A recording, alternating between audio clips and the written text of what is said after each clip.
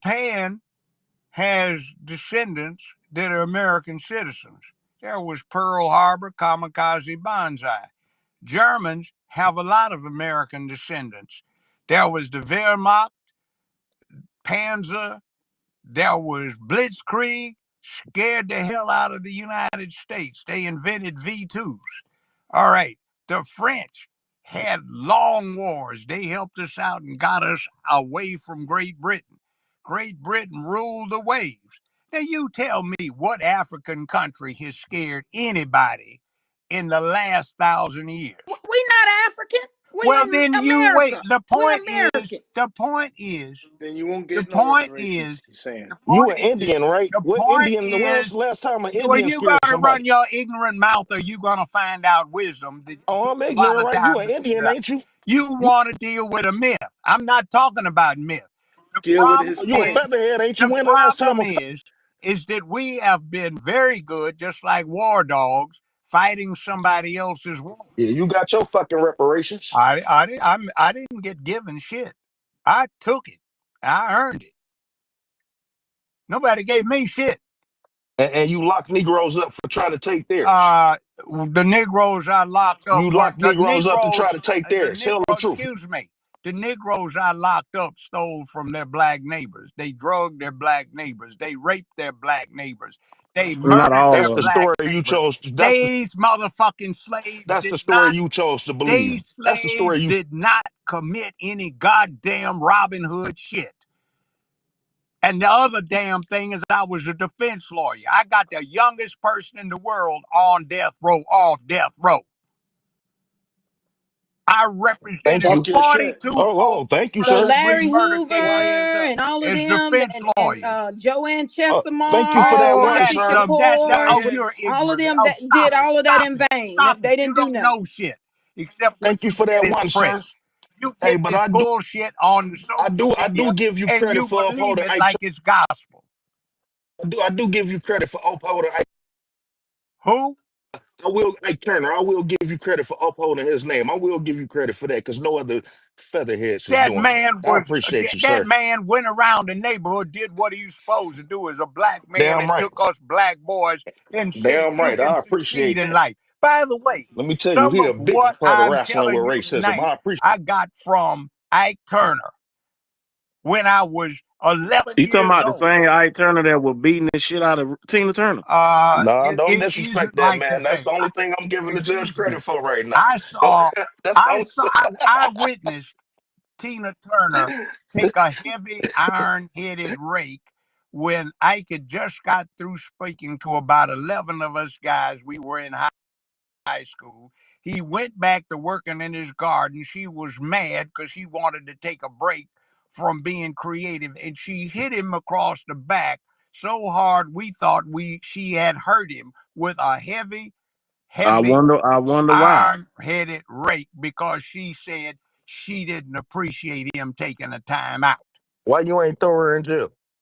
I was in high school at the time. Oh, okay. So Tina was that strong that Ike couldn't He fight back. trolling. What? Well, I know that. Excuse me. where can we fact Excuse check me. that at? Excuse me. Uh, we in L.A., South Central, we boys knew Ike from, 1959 on. He always rolled around in his Rolls Royce with his homie. Tina had a matching Rolls Royce. So let Ike me tell would you this, roll Judge. Let down me the tell you this. The window. point in that, because I'm glad Ike that you would giving. roll down the window, stop, have his homeboy go take the rolls and bring back hamburgers, fries, and cokes, and sit there for 2 hours telling us how to be straight, not do drugs, focus on getting our heads stuffed with information. Not do drugs. Yeah, Hold on, Judge. Now, Judge, since you know that's this, and you know that beyond the man, you know that Art Ike Turner was a great man. How come you don't feel the same way about all these Negroes that came in front of your courtroom? Why excuse do me, Negroes? excuse me, Because I'm actually excuse me. talking about reform. I'm actually Oh, talking about excuse reform me, because you didn't say excuse me. Who said that? you. I didn't say that. I said there was a group of lost individuals who had no purpose in cause.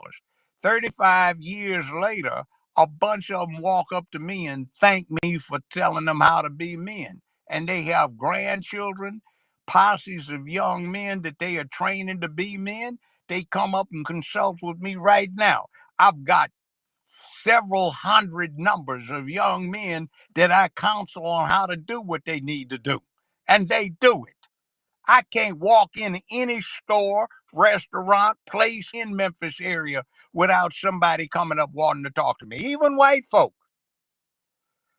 So, I mean, yeah, it works. See, it's a game. You gotta, it's easy enough. I wonder if your advice different from white folk to black folk. Not necessarily. By a hook and a crook, interestingly, I had a lot of leave built up. So for the first 2 years I did my show, I was still on the state bench. I did counseling. We locked all the doors. Nobody had on shirt and tie. You were casual. And I counseled. We used profanity. We talked about reality. I had some made men from a certain organization that would come and talk because they liked my policy on manhood. And we'd Judge, I all gotta ask you. straighten I folk gotta out. ask you. I really gotta ask you. I gotta ask you. Why did they kill Reverend Dr. Martin Luther King Jr.? Straight up. Because he was He was going to. organizing the I want to labor hear in what the Montgomery. judge got to say real quick. I want to hear I'm the only one that's been through what the was the. entire record. What the bottom line was about is he was going to galvanize the anti-war movement and revitalize labor. They didn't give a damn about civil rights. There's a whole bunch of memoranda. Wait, let me interject The something. janitors. Are you sure Who that it would was that the be? Who wait, who hold would on. that be more No, beneficial to? no, you need to just mute up because you talked a lot and we have a couple of new speakers. But I want to interject something here. Um Martin Luther King was he started the Poor People's Campaign, and when he started talking about money and economics for Black Americans, that's when they shot and killed his ass. Thank you, Dana. And Well, he was I just happen Because organizing to he the was hold always janitors. on, hold on, anti-war. That was nothing new with a lot hold of on, people. hold on, hold on. I just happened to went through the voluminous file of internal memoranda that didn't just get released like Mr. Trump says. It's been out there since an act of Congress in 1990, signed off on by an executive order by George Herbert Walker Bush and another one by William Clinton. And we've read them. I read the stuff 30 to 27 or 8 years ago. There is not one memoranda in there discussing impoverished black folk. What they were worried about is communism. It's the height of the Cold War, the late mid 1960s. And J. Edgar Hoover and his upper echelons were very worried that King might galvanize the anti war movement, which would help out the commies. He was also, meaning Hoover, somebody that they were from Hoover. King was somebody that they were worried about revitalizing labor, and they wanted to keep organized labor down. Yeah, and keep Memorandum, us whole. Well, Yeah, we organized. know. Well, discussed no. that. Well, okay, but that Hoover is a liar. So even if that was, Hoover even may if be that, a hold liar, on, but no, we hold saw the on, stop. No, memoranda. you're not going to interrupt me because I didn't even talk really this whole night. He was a fucking liar, and he was a piece of shit, and he was a homo. So what the point I'm trying to make here is, Hoover was a liar, but because even if he was so concerned about the labor movement still got in full force after Martin Luther King was shot and killed, because you're talking about what's his name, Cesar Chavez out in California. No, the They labor were movement all was they, before. they were all they were all We're um talking the I'm 30s, I'm sorry, who the 40s. fuck is talking when I'm talking? You got the Andre, stay on your you mic. got the Come on, timeline man. wrong. I didn't get a motherfucking thing wrong, and I didn't give you a fucking timeline, nigga. So either you're fucking retarded, or you just want to hop off your mic and act like you know what the fuck you talking about. I didn't say a timeline because the labor movement didn't start or end with Martin Luther King. It actually got more into effect after he was shot and killed. So the point I'm trying to fucking make here is Hoover was a liar. Martin Luther King was talking about reparations without saying the word reparations. He was creating a poor people's campaign, but just about more than 70% of Americans were anti-war, even political figures. So I don't think that was the reason why. Now I will go look at those memorandums, and I could do my own research and read it for myself. But when people pull stuff, and yes, people love sound bites. So I'm not trying to go into full details, but one of them, after the Civil Rights Act was passed, Voting Rights and Naturalization Act was passed, Martin Luther King started the Poor People's Campaign, and then he also was the quote that he said that he realized that he probably led people into a burning building. So it was a lot of things going on, but his focus shifted to economics. If I might interject something, the record is very clear. At the time, King's developed attention to poor people and poor economics was favored by the U.S. government because it provided an avenue to get Negroes dependent on a government handout. That's what they wanted. They wanted people dependent, not just black folk, Afro Americans. They wanted everybody that they considered less than savory to be dependent on the government for a handout. So they were not in opposition to his poor economics, poor people's economics. Yes, they was. They weren't. They favored it. How do you think they got so many Because Negroes? that's the history of how white folks have done us for That is 400 years. not what they care. They Yes, want. it is. They look, Yes, it look, is. look. Listen to the Yes, it is. judge. Be Listen to the foolish. judge. He's cooking. Man, Don't please, be he ain't foolish. cooking some Don't you get bullshit. the idea that Have an if open if mind. you're into propaganda, and I studied under one of the masters of No, propaganda, I'm into history. you're not into history. You're into propaganda. And What? black folks have Excuse been me. excluded Wait and your cut turn. out and not given a Wait fair your shot. turn. We Hey, won't even real Wait quick, your turn. I got a video. You're giving we won't people a even shake. consider You're the not whole giving people a human being. What are you talking about? Yeah, all right. It's past midnight. A couple of people was one person requested to come up. I know we had some new speakers. Maya, I know I don't mean to cut you off, Judge. When I unmute, you could speak, and then I'm gonna go to Maya, and then we'll go to Andre. The reality is that the U.S. government, from the leftist side, has sought to get ethnic underachievers to become dependent upon government handouts. When you are dependent, you are at the mercy of the person giving you the handout. They want you to think that you are entitled to it. They want you to focus on it. They want you to have crashed on the desert island in the middle of the wide ocean and focus on what you think you are owed by the airline or the people that ran the flight rather than how you're going to survive Well, and why stay is the alive. right trying to cut it off now then? It doesn't make any difference. No, It's see, trying to see, save you.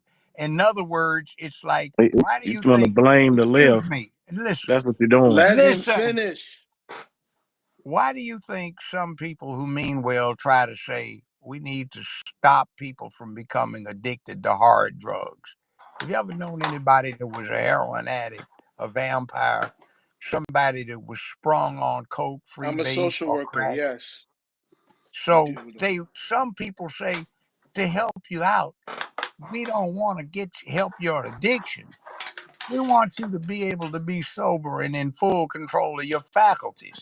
What some people are saying is that, okay, we played this game. Now we see where it's leading. It's not very good for anybody because if you live in an area, people have cars now, and you can't isolate one part of a community, an urban area, from another.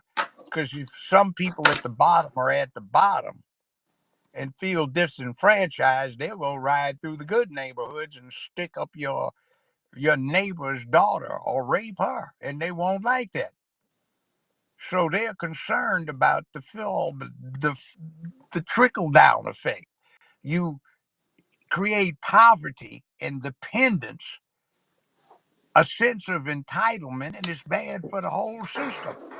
All And right, see, So it's I'm how not. a so level how was playing. the original pop? No, I need Maya, who's been waiting to speak. It is her turn to speak. This is not a conversation between Judge and Indy or Judge and whoever else. So Maya is next, and then we'll go to Andre. Okay. I was just going to comment on when the judge was saying about slave mentality. That's it. I didn't want to really speak of it. I was just agreeing with him. Okay, that was it.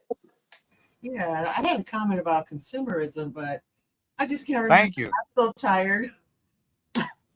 Yeah, we're about to close out anyway. All right, so I'll go to Andre. Thank you, Dana. Uh, so yeah, Judge, I think we agree on a lot of things regarding what the Black community needs to do and some of the areas that we may have been blind to, you know, despite ourselves and our best efforts, you know, or intentions rather, to make a real change in the community. But I think they're not. I don't know if you're driving the point home in terms of history. You know, the labor movement in the 20s and 30s. It definitely informed the civil rights movement, whether it was Rustin, Baynard Rustin, and the others, and including King. They definitely picked up strategies in terms of organizing labor. But I think he's absolutely right that they welcomed the less militant alternative to what had preceded it, and what they did, what they went to great lengths to try to, you know, quell and to suppress and repress. And so you're looking at the McCarthy era politics, where they were getting rid of in the 50s, rid of all of the threat of communism and socialism. But what it really was the actual working class consciousness that would lead to organized labor at a mass scale. And that's what had happened, and what led FDR to lay out a whole bevy of policies that, you know, that we still enjoy today. That was a massive nationwide labor movement with the Socialist Party, the Communist Party coalition, and the unions, the labor unions. And so you had the What decade AFLs. are you in? What decade are you in? We're talking about the after World War II, basically. No, okay, so then why are you going back to FDR? So I'm talking about the New Deal policies that came into effect as a result When did of the the New entire Deal labor movement. policies come into effect? When was it passed? This was in the 40s. No, it was actually in the 30s. Yeah. Okay. So 30s. when you come up here and you call yourself trying to correct All right. me when I'm talking about Cesar It was definitely Chavez, before MLK. when I'm talking about the labor movement during the civil rights and after, well, before and after MLK was assassinated, I know what I'm talking about. To whereas as you're talking, you're in the 1920s and the 1930s, and you're under FDR. And also, you Right. just missed, you skipped over, Okay, skipped over Philip Randolph, who led a labor movement for the port. What was that? The porters, the portermen, the portermen labor movement. So I think you need to go and refresh yourself up on the labor movement and just come into the 20th century of the 1960s, 1965 and forward. We're starting from 1965 onward. Labor union, you started in the 1920s, and that's not even a conversation. Okay, well, I'm just laying down the context of what. No, you don't led to need the to lay civil down a rights context movement. because you don't know the full context. Okay, so you're saying that the labor movement happened after Martin Luther King, and I was No, simply I'm trying to talking about the reorient labor us back movement that into was taking place Uh-huh. after MLK was assassinated. The All right, labor that's movement fine. didn't just start and stop So at one point. historically So speaking, again, I'm okay, you specifically want to was be right. talking about my comment was because the judge said he was assassinated because he started talking about the anti-war and the labor movements and stuff like that. And I replied saying the labor movement picked up a lot of steam under Cesar Chavez after MLK was assassinated. I never said it wasn't happening before, but I'm talking in 20th century in the 1960s onward. Okay, that's fine. I'm not here to argue about, the timeline, because you're right. The labor Really, movement. but that was the first Oh, thing that came out your mouth when you hopped off the mic to say I had the timeline wrong. And number one, I didn't give a timeline, but I was specifically talking about Cesar Chavez. And then when you come up here and talk and you call yourself trying to lay down some context, you in a whole different century. You in a not century, but you in a whole different decade and different administration. And then you were getting it intertwined. So come on. This just say what you gotta say because it's getting late and I know how I get after midnight. I turned into the I know. pumpkin already. I'm familiar with the spaces. David, appreciate the time. I was He trying an to give. immigrant. He an immigrant. I was trying to He give a. got his own agenda. I was trying to give a. So what? Let's hear it. Yeah, I was trying to give a condensed rendition. Fucking immigrant. Of the So what? history, but we need to familiarize ourselves with that history, though, is my point.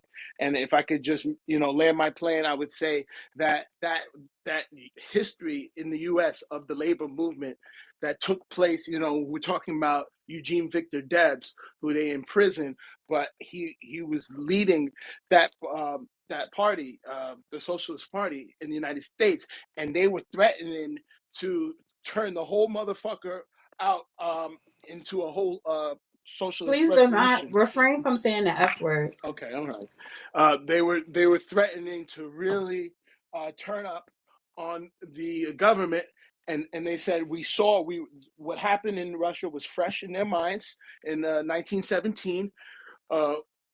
With the Bolshevik Revolution, and they said, "Look, we can do that here too. We understand what it means as a working class to have that consciousness." And they won bread lines in the 20s during the Great Depression, and they said that it was a scathing critique of capitalism, and so that's exactly what they were trying to wipe out.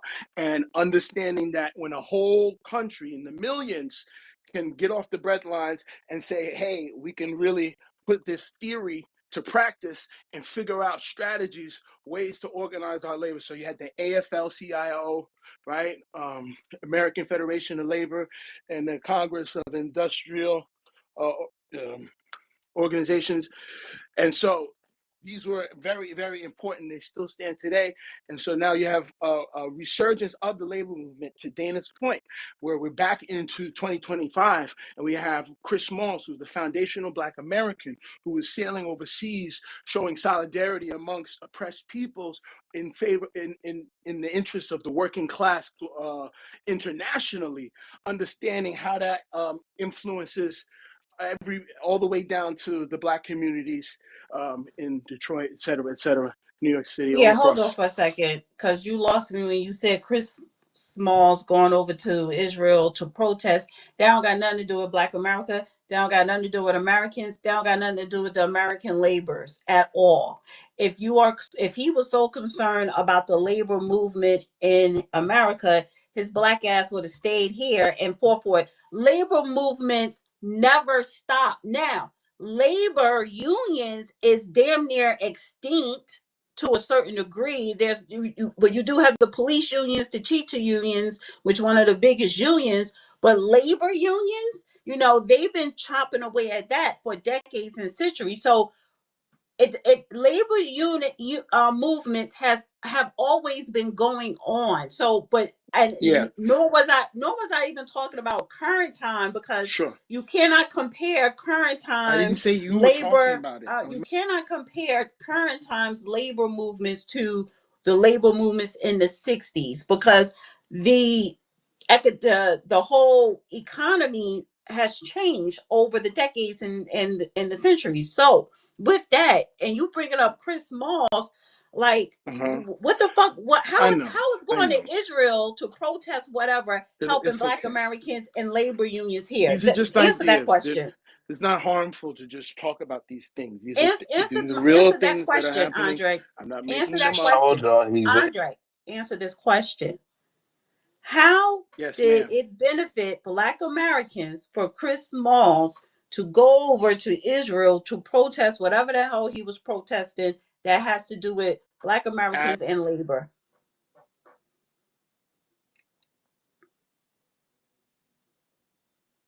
Just give the mute button, please. As your illustrious and well-esteemed guest would dutifully pointed out, it's the same reason precisely that MLK galvanized the nation against the Vietnam Who War. are you talking about? What guest? Oh boy. What Here guest? we go. You don't have the Judge, patience. The he's judge talking is about not a Judge. You don't guest. have the patience. The judge is not a guest. This This is is his actually his show. space. He's having technical difficulties with his phone. That's number one. Number two, Oh, brother. don't hide behind him. You came up here acting like you was the expert in labor union history. You bring up Chris Smalls. I'm asking you a direct question. What and how did Chris Smalls benefit Black Americans and the labor unions here or movement here in America by going over to Israel to protest? Answer that question. I don't want to hear shit about the judge.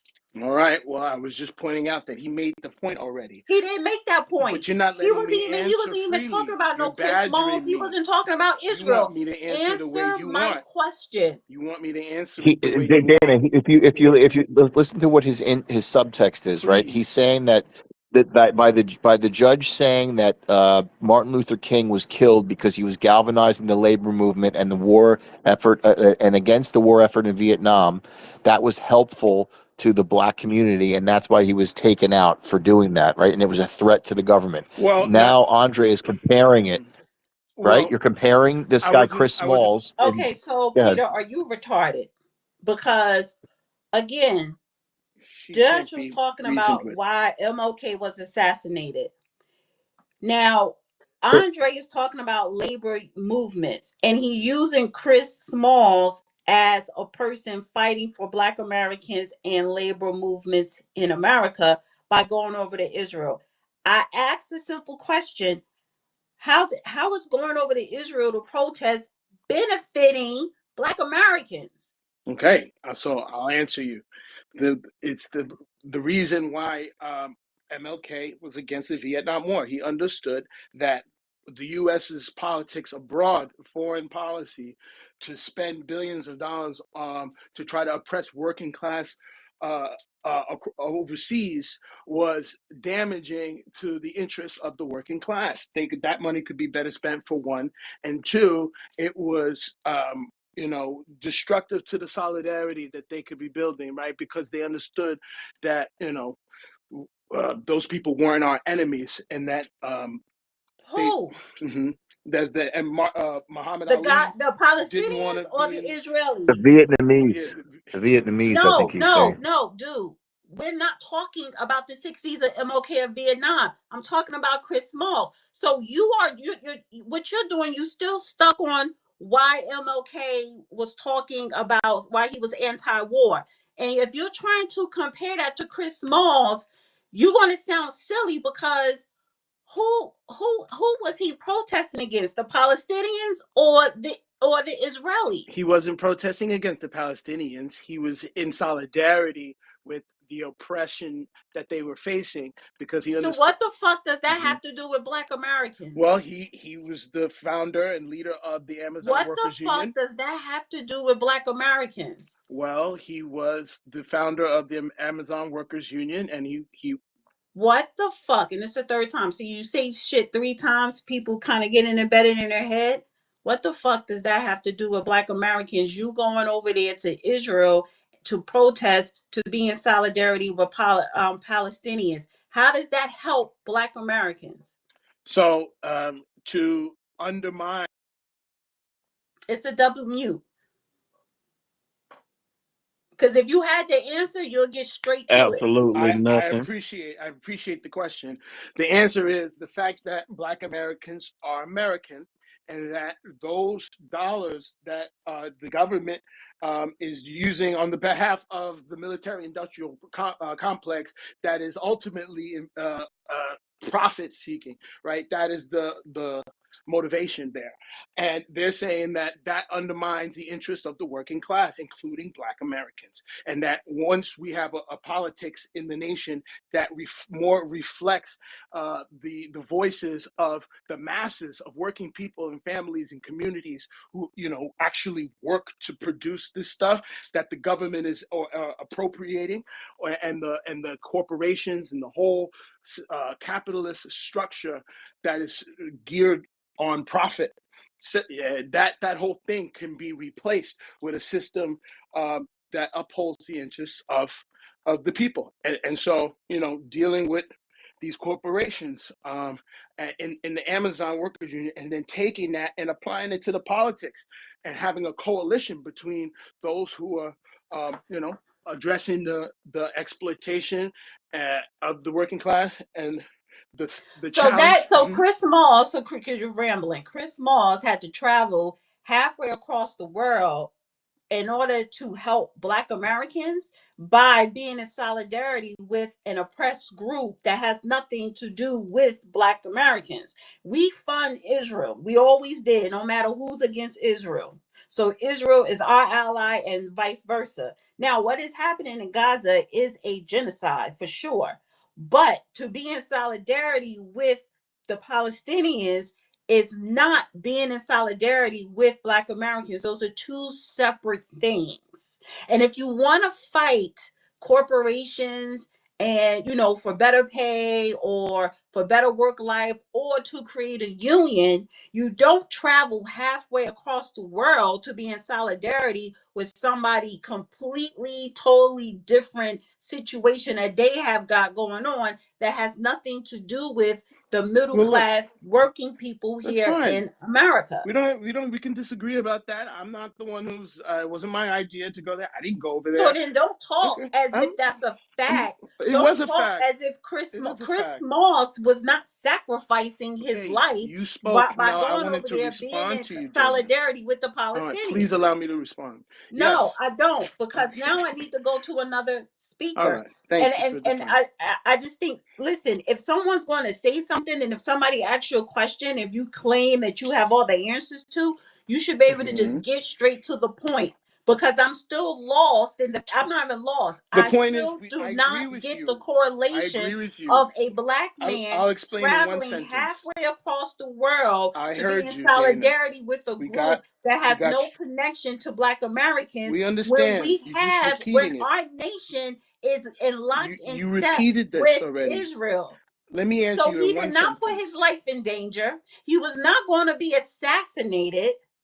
Somebody just funded him, probably a George Soros funded him to go with an organization, a nonprofit organization over there, so that he could put his face in the newspapers or on the news reports here. I think the point is that he would agree with you that we don't have any business over there, and I think the whole point is that it's going to take a lot. Who don't have any business over where? I want to get a thought out, Americans? please, God. No, because you keep saying that. Wait, you keep saying that we don't. He would believe that we don't have any business over there. Are you talking about Israel? Yeah, I think the whole point. Andre, we fund the Israelis to keep Israel strong and safe. Oh, what are you talking about? Oh, so you're in favor America of funding Israel?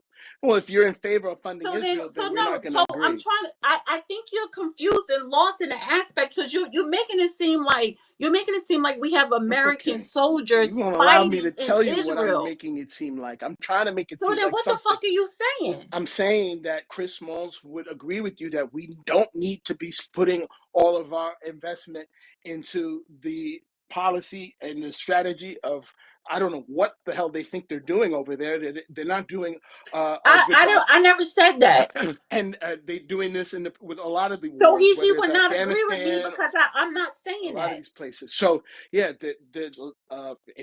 starting with Vietnam, you could start with that. But I'm not they starting lost with a that, lot of. Andre. I got to move on to it because you're rambling, and I'm I'm just saying the sorry. U.S. has I'm sorry. lost a lot of Maybe I'm wars, just not and understanding you. they're And saying we maybe don't need to listen, be in it's them. me. We It's don't. me. I'm not understanding you. It's me. I'm not understanding you. I'm just not. Peter, was there anybody else who did not speak that's up here? No, Judge is having phone difficulties. I see him as listener. Did you bring him up again? Try to bring him up as speaker. Trying to bring them up again now. I brought somebody else up, but they dropped already. So we just have the people who've already been up. Indy's got his hand up. Sherelle, and El I'm Hotep. gonna go to El Hotep first, then Sherelle, then Indy, and then we'll just close out. If the judge can't get up here before then, Yeah, I'm continuing to try to bring them up, but yeah, it's because I not always working. have him close out. So Damn. go ahead, El Hotep.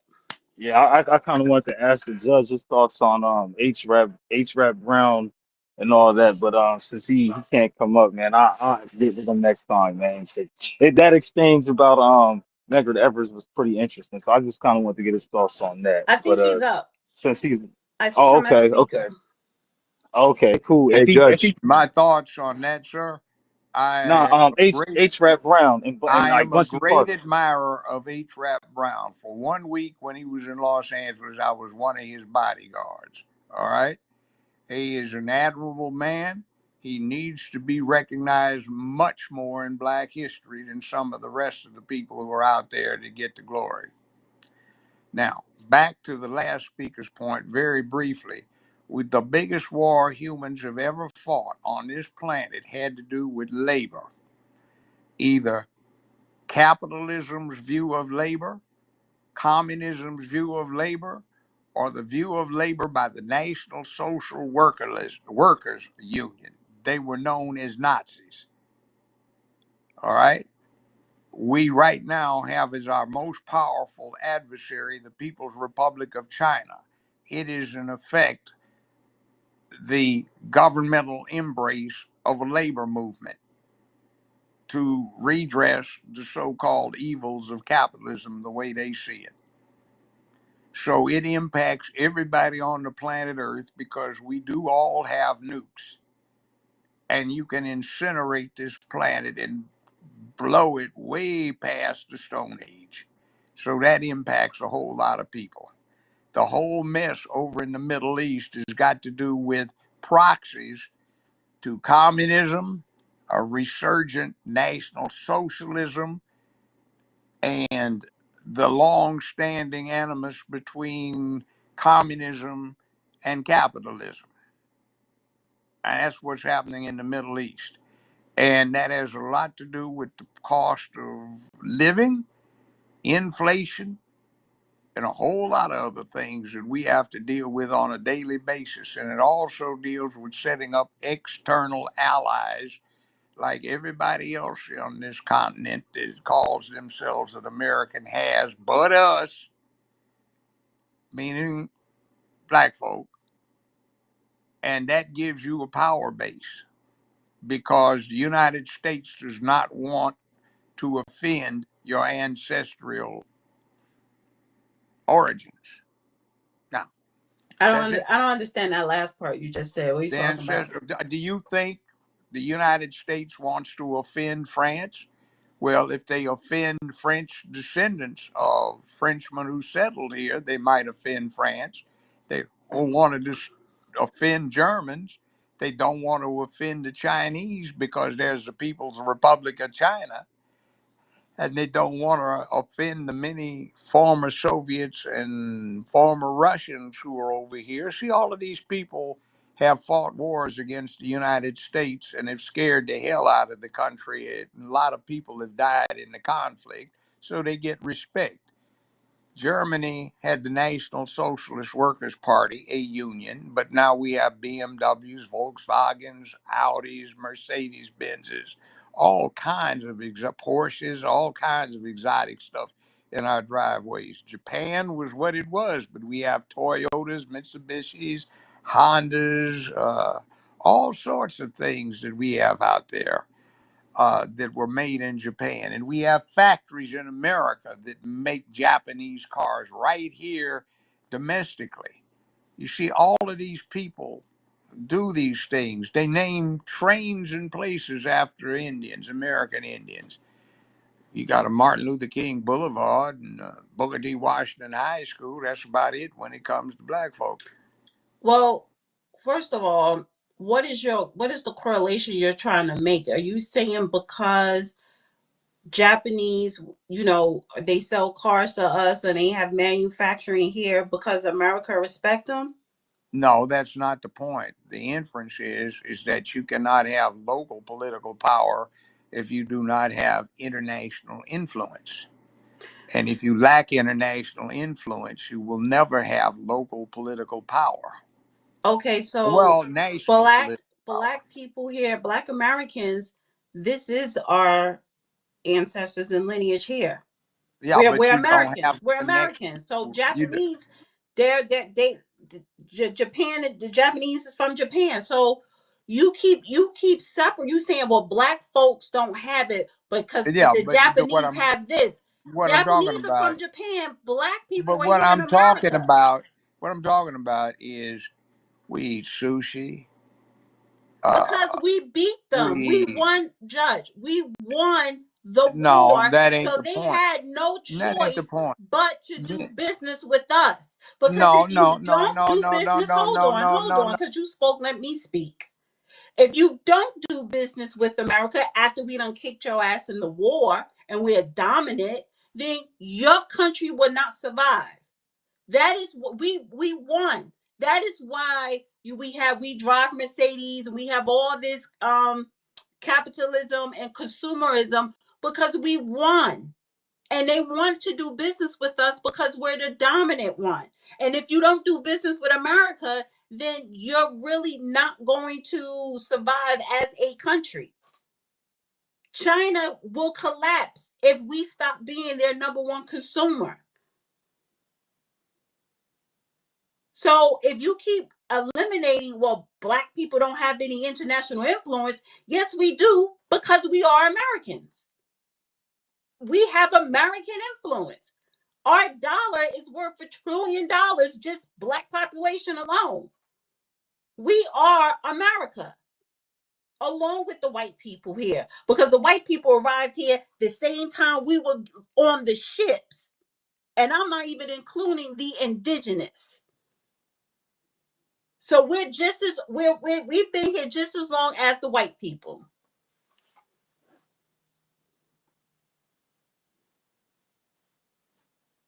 You're unmuted. Humanity, irrespective of ethnicity, has a long-standing cultural aspect. Men, in the singular, will fight each other in non-lethal physical combat. The winner, if he is impressed by the ferocity of his opponent's combat, will shake hands with him. They'll make up. He will appreciate the guy that he whipped as a brave follower. The guy that got whipped will shake hands with the person that whipped him and saying, hey, this is the alpha. Or maybe he's the muscle and he appreciates me as the brain who's got the courage to stand up to him. That's how humankind works. So when you take the collectives, you get Japan, that was looked down as a bunch of little short, bow-legged midgets with nearsighted vision who couldn't do anything. And why they wound up when World War II was over, the U.S. was very much respecting their bravery and courage. The same thing with the Germans, same thing with the French, same thing with the Brits, same thing with the former Vikings who were in Scandinavia. It spreads. So were the czars, so were the Cossacks out of the old Soviet Union. So when the United And States so is America. yeah, but the point is every And it's group in funny because America. before every group. America became dominant, Let me finish. I'm England almost was the through. most. Just England at one look. point was dominant throughout the world. Uh, the They the point colonized. is They this. colonized part of The China. point That's is why you have this. Hong The Kong. point They is did go this. into the Japan to colonize some of The Japan. point They is this. colonized The every single angle of piece of land in this world at one point in time here. Yeah, nice. And Now everybody there in are the countries. United Now we're the dominant everybody ones. in the United States currently is a settler. There is nobody Yes, here who everybody is a originated in settler the United. except for black people because No, black they were folk got enslaved. They were imported the as domestic slaves. animals. So They were the we got slaves, recognized and the for white our people were the humanity. settlers. Okay. White people, Asian people, the former ancient Asians who are known as American Indians, Amerins, they were the first humans to settle the place. All right, so everybody in the United States is a settler that owes No, origin everybody. What are you someplace talking about? else. You saying the natives or settlers? Yeah, they No, they crossed were the not. Bering. That's your opinion. That You is not a fact. don't even try That that. is not a Don't even fact. try that. No, you The don't try it with genetics me. prove it. The That is not a DNA fact because, proves honey, it. I will pull It's someone in this anthropology. conversation to It's debunk what you're anthropology. talking about. The Excuse me. natives were not settlers, as if they came to a foreign land and set up shop. There weren't Please any miss me humans with here that. when my Don't know. ancestors on the You can Native have that American spin. side got here. You can have When that my Native ideology. American You can have ancestors that got belief. here, I don't there accept were that. no That's not original the truth. people That in is this your land. opinion. That is your That's opinion. not opinion. It That's a is. fact. Because you cannot sit up here and say that a native is a settler as a white man came here as a settler. They are not the same. Humans didn't originate They in are North not the America. same. You know what? We're going to end this space and we're going to continue it next week because I'm not going to be up here going back and forth with you. It's about to be 1:00 in the morning because what you are not going to do is sit up here and disrespect indigenous people by saying that they are equal to the white settlers that came here because they were settlers too. That's complete bullshit. So if you want to believe that, you can. I would never accept that because that's not a fact. For anything, I'm insulted by that. My Cherokee piece of DNA is very insulted by that. So everybody have a wonderful week. Peter fell asleep. Thank you to all the speakers that came up here. Thank you to I'm not Thank sleeping. you to everybody that was watching and listening on YouTube in the chat. And most importantly, thank you to everyone that sent in the donation super chats. M Fortune and Dexter RC70. I think that's my nephew. I'm not sure because my nephew name is Dexter. But anyway, all right, guys. Saturday, I'm hosting a space Saturday with Nikki, and we're going to be talking about women femicide, black femicide, Nikki the guy. Yes, we're going to be hosting a space this Saturday.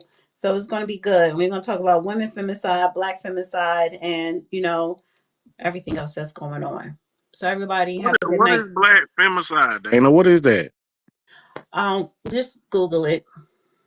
Google it, honey. Google it. It's just Google it. Peter. Thank you, Peter, Great for space. hosting. Yeah. Tuesday Yeah, is our this was day. actually very Tuesday enjoyable. is our day. So if the judge is not having phone difficulties, of course, he'll be up here. He couldn't be co-host because of his phone. So if he's available, great. If not, Peter, I still want to do the space on Tuesday. I think Tuesday is a sweet spot. Beautiful. All right, guys. Have a good night. Have a great week. Maybe I'll Chris see you Paul, what the Saturday. judge is right about what? The judge is not right about the native or settlers equally to the white people settling here. Have a good night. They settle here from Asia. Go sit your ass all the way the fuck down and go do some history.